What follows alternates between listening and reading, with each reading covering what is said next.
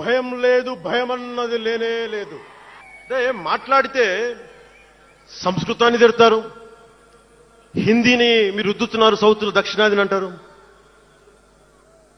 అన్ని దేశ భాషలే కదా. మన తమిళనాడులో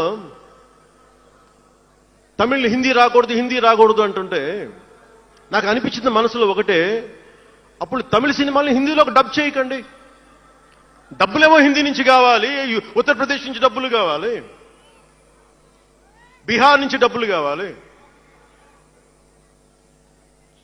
ఛత్తీస్గఢ్ నుంచి డబ్బులు కావాలి, కానీ హిందీ మాకు వద్దంటే అదే న్యాయం. పనిచేసే వాళ్ళందరూ మనకి బీహార్ నుంచి రావాలి, కానీ హిందీని ద్వేషిస్తానంటే ఎట్లా? ఇవన్నీ మారాలి కదా. అందుకని భాషల్ని ద్వేషించాల్సిన అవసరం లేదు.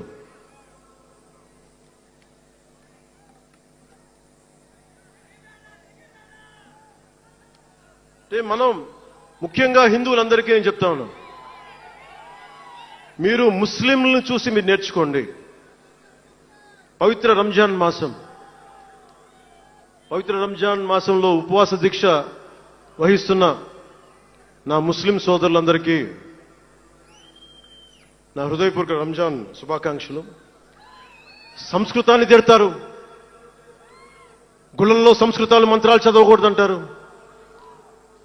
ముస్లిమ్స్ ఆ మాట అంటున్నారా? అరబిక్లోనే కదా, ఐదర్ హిందూ ముస్లిం, ఐదర్ ఆంధ్రప్రదేశ్లో ముస్లిం కావచ్చు, తెలంగాణలో ఉన్న ముస్లిం కావచ్చు, తమిళనాడులో ఉన్న ముస్లిం కావచ్చు, అరబిక్లోనే కదా మంత్రాలు చదువుతారు, ప్రార్థిస్తారు. హిందూ ధర్మంలో సంస్కృతంలో చేస్తారు. దానికి ఏంటి సమస్య? తమిళంలో చదవాలా, తెలుగులో చదవాలా, కన్నడంలో చదవాలా? ఆ విధి విధానాలు ఉన్నాయి, వదిలేసేయండి వాటిని. వాటి జోలికి వెళ్ళకుండా కష్టాలని వాటిని పట్టించుకోండి. తమిళనాడులో పెరిగినప్పుడు 14 ఏళ్ల వయసులో నేను తమిళనాడులో పెరిగినప్పుడు మైలాపూర్ స్కూల్ ఉన్నారే, గొల్టింగ వాడ అని పిలిచేవాళ్ళు. నేను నాకు అర్థమయ్యేది కదా గొల్టి అంటే ఏంటి అనుకునేవాడిని. అదొక డెరిగేటెడ్ టర్మ్ అది. నేను మా మాస్టర్ గారిని అడిగాను, రామ్నాథన్ గారిని అడిగాను, సార్ ఇంత మాదిరి சொல்றாங்க సార్, గొల్టిని சொல்றாங்க సార్ అంటే ఆయన నాకు ఒకటే మాట చెప్పాడు.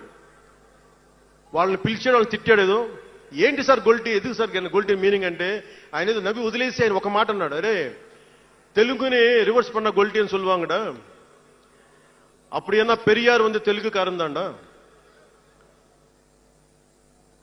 பெரியார் வந்து தெலுங்குக்காரன் தான், బలిజన్ నాయకుడు సార్ అవరు. ఆ టైంలో ఇప్పుడు మన తిరుపతి రాయలసీమలో ఉండే బలిజ నాయుడు కులానికి చెందిన వ్యక్తి పెరియార్ గారు, తెలుగు. ఆయన ద్రావిడ ఉద్యమ రూపకర్త. సో అందుకని భాషదేముంది, అందుకని దీన్ని పెట్టుకొని విధ్వంసం క్రియేట్ చేయడం సరైంది కాదు.